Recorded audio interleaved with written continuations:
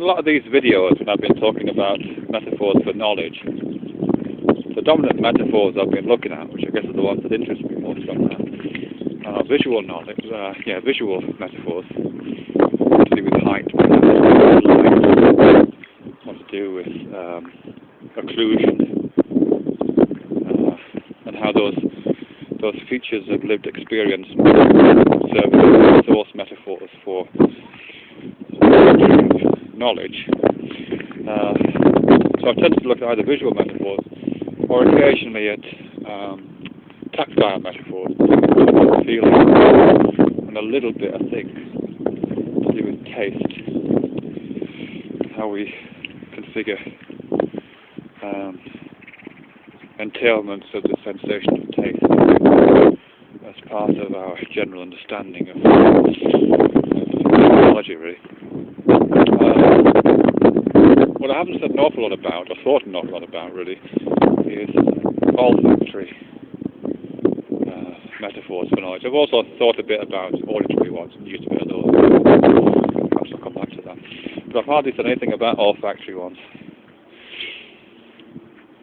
Which is a bit odd, really, actually, because many years ago I used to work for the civil service for the Ministry of Agriculture in the UK, which is now called DEFRA. And part of my job was to carry out what they called organoleptic testing of animal products, predominantly milk and butter and cheese, dairy produce, really, which involved smelling and tasting. So that sounds like quite a professional responsibility for understanding olfactory knowledge. Anyway, that was years ago, and I don't really have that much contact with olfaction these days. So perhaps that's why I haven't really thought about it much until now.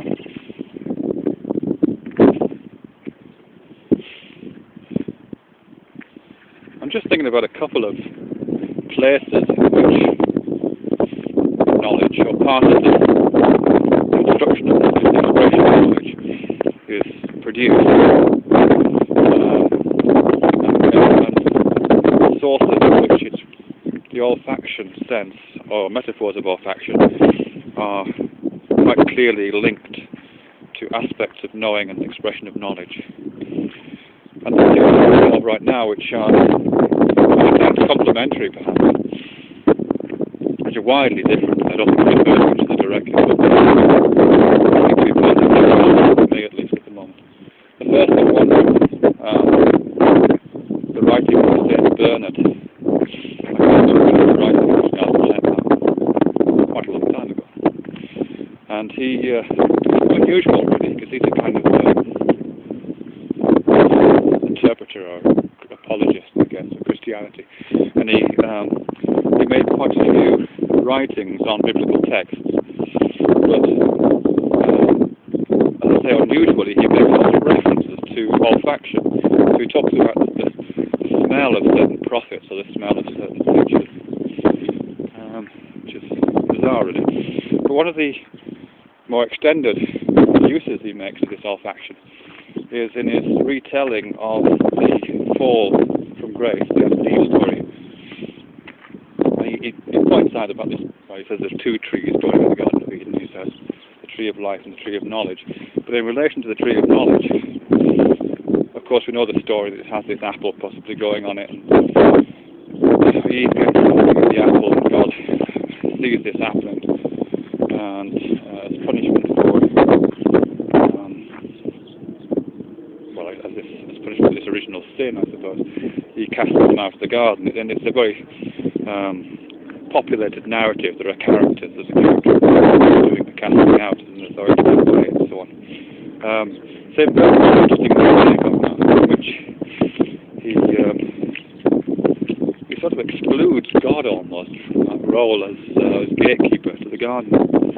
He says that what's happened there is that Adam, perhaps under Eve's influence, perhaps under the influence of the serpent, Eve has approached the tree, and he doesn't call it an apple. I don't think it's an apple until much later, actually, in any of the writings. But I think he refers to it as sugar on the tree. And Adam eats this sugar, and for the first time, Adam defecates as a result of this eating, which of course there's no reference to shitting in the Bible as far as I'm aware. But certainly not in Genesis. And although God says that both Adam and Eve can eat of any tree, but of the tree of knowledge thou must not eat, presumably up until this point they haven't eaten a damn thing. Certainly it's not recorded as them eating anything. So Adam eats of the sugar of the tree of knowledge and takes a crap, basically. And what St. Bernard says is that it's the stink from Adam's feces that permeates the garden and creates this awful smell in the garden. And it's the smell of this first crap that forces them out. They retreat from the smell of the shit caused by the eating of the sweetness of the tree of knowledge, which is quite a reading. So I think in that what we've got there is knowledge as processed knowledge in the form of this odour, malodour, in a kind of exclusion zone. It's created an area, a defined area, loosely defined perhaps, but nevertheless a defined area in which a certain sort of being is excluded. Adam and Eve are excluded. Their innocence is excluded from that area of knowledge. The second reference, which I'm sort of seeing as complementary to that one, comes from Deleuze and Guattari from Plateaus, and I think it's in a section called Geology of Morals, but I might be wrong. It's something that Manuel de Lander also talks about. And in this particular section from Plateaus, they're really talking about expressivity and the way that the world, morning, the way that although we tend to associate expressivity with the expressive arts and a kind of particularly human understanding of that, Deleuze and Guattari say that the world is expressive prior to our coming into it. And they trace that right back to the sort of expressions that the land makes in forming mountains and valleys and movements of tectonic plates, and how this is the land doing what land does, and that action is an expression.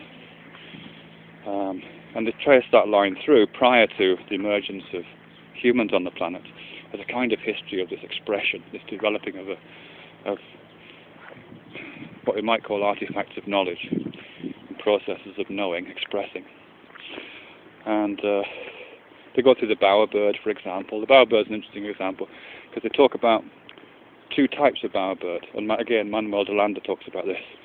Bowerbirds which have very bright chromium blue plumage that make fairly tatty little bowers, and those bowerbirds which have much more drab plumage that make much more elaborate bowers. And what's said about that is that what's starting to happen is the expressivity of the creature is moving outwards. It's becoming spatialized. It's extending outwards from the surface of the bird, its plumage, out into the bower itself and becoming part of the built environment in that case.